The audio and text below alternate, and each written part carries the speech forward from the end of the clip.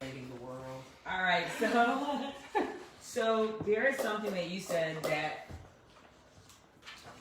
There go Pete. There right there. Hey, what's up, There go Pete. There's something that Darian said earlier that I think you should definitely leverage. He said, "Do you know your customer's problem? Do you know your customer's unique problem?" Right? There is one thing that you said that I thought was just like, it has to be in here. But there aren't a lot of people who can help you. Let's face it, most don't even understand your job. Come on now.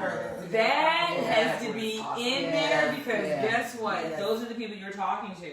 And the other thing that needs to be in here in a very bold manner, especially because we're still going after Texas, right, is you don't want to be invited to the losers conference. Right. Or maybe you've already been there second or third year. Right. Like you want to stop getting that invitation. You don't want to be invited, and if you are invited, you want to stop getting the invitation. Like you can be so bold to say these words.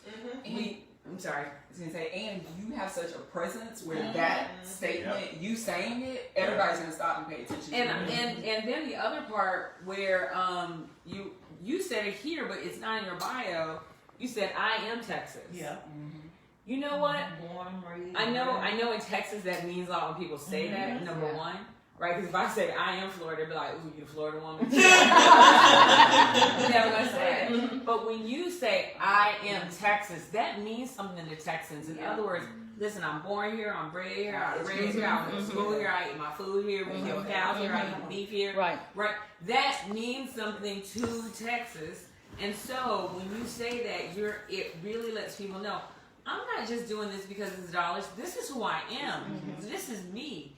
These are my students. These are my people. And the one thing, even when I heard you talking last night across the table, there is a pride of ownership for Texas schools that you turned around and making better.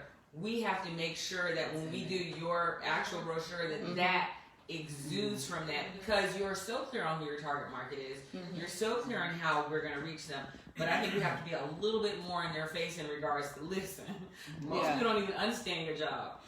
I do. That's number one. And number two, you don't want to get invited to the Losers Conference again if you haven't gotten an invitation already. Right? Like we want to make sure that that's there. And then we want to make sure that we're quantifying these needs over here and that we're specific. I know this is just from like our base copy we ain't gotten that far. So, I think I would. Okay. Sorry.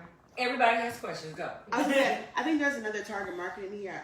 In addition to the superintendent, are the principals, because especially in Texas, the principals are having their own branding moment right now. Where if you have a star school, everyone knows who the principal of that star school is. And I have a couple of friends who are principals. Like I want to be like that principal, and so having either a coach or a mentor like you to say, "Hey, I can help you coach you, so you're now that star principal." It's the same methodology, but you're just going down a level. The interesting thing about getting to the principals, we wrote copies